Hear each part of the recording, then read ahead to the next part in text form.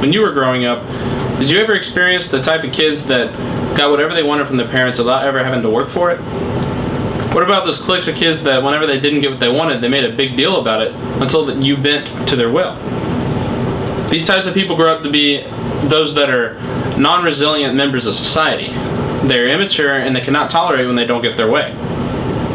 In order to prevent this and build a stronger generation, you as a parent must do your part in making them work for privileged goods in order to build a stronger work ethic and to provide less unwarranted self-entitlement. To show you how important this action is to take, I will first give you some characteristics of pampered children, show you the sources of their pampering, as well as how the pampering affects their future.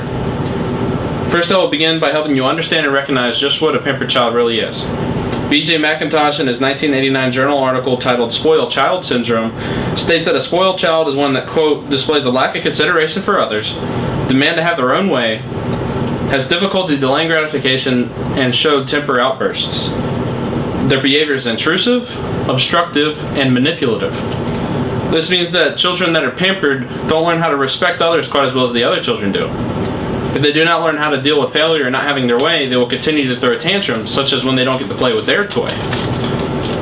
Although you might say that these are all characteristics of very young children, so how will it guarantee that they act in the predicted ways further down in their life? This is a good argument to make, however, studies have shown that children's minds at an early stage are very susceptible to manipulation. This is analogous to building a clay structure. When the clay is wet at the beginning, it's easy to shape it to how you wish, but as it gets older and dries out, it becomes petrified, where you cannot mold it at all. Now that you know some of the characteristics of pampered children, you may wonder how they ended up that way. The answer to that question in the second section of the speech is where I will show you just what sources caused these children to become pampered. In McIntosh's article, he also describes how these children develop this spoiled child syndrome. His article states that indulgence alone is not what causes the children to become spoiled, but that it, quote, can result in spoiling when the parent attempts to meet the child's developmental needs with material gifts while failing to provide essential guidelines for acceptable behavior.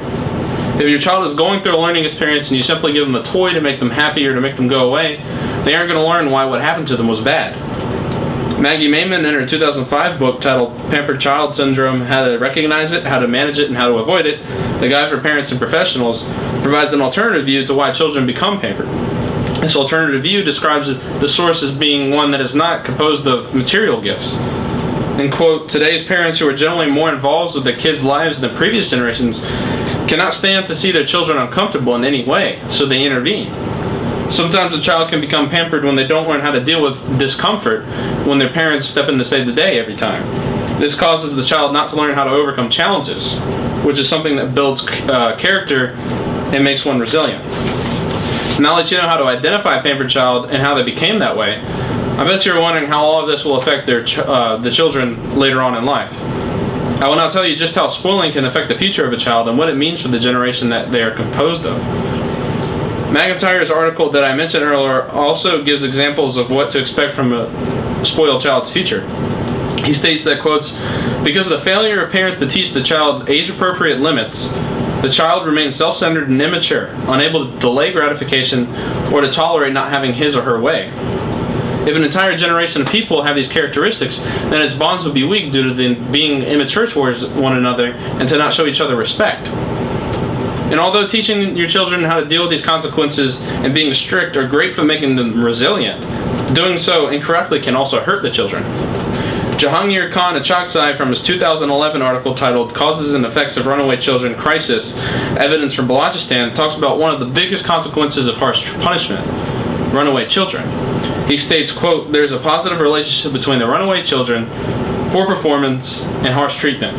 This means by incorrectly guiding your children with harsh punishments instead of proper teaching, it can cause them to eventually want to run away from home, which is not what you want them to do. Mayman's book that I mentioned earlier also talks about how the spoiling of the child can negatively affect their future. She states, quote, these children are living without limits and as a result are increasingly being diagnosed with emotional, behavioral, and other psychiatric disorders. And this pattern of behavior only gets worse as the child gets older. An example given in the book is when the parents get in the way of these children learning these logical consequences of their actions, then the child will only learn that the parents will come and save the day every time they get in trouble. This is not something that is helpful in building a better generation. But what makes a good generation, you might ask? George S. Everly, in his 2012 article titled 7 Characteristics of Highly Resilient People, Insights from Navy SEALs to the Greatest Generation, states that a strong generation is composed of resilient men and women. He also states that Charles Darwin stated, quote, "The tribe whose members are always ready to aid one another and sacrifice for the common good will be victorious over most other tribes." In this case, imagine that the stronger generation is this mentioned tribe, and its members, which are the non-pampered children that have grown up, aid one another and sacrifice for the common good. If several parents fail to raise their children in an appropriate manner, then the generation that is comprised of will be weaker than one that is made up of resilient men and women.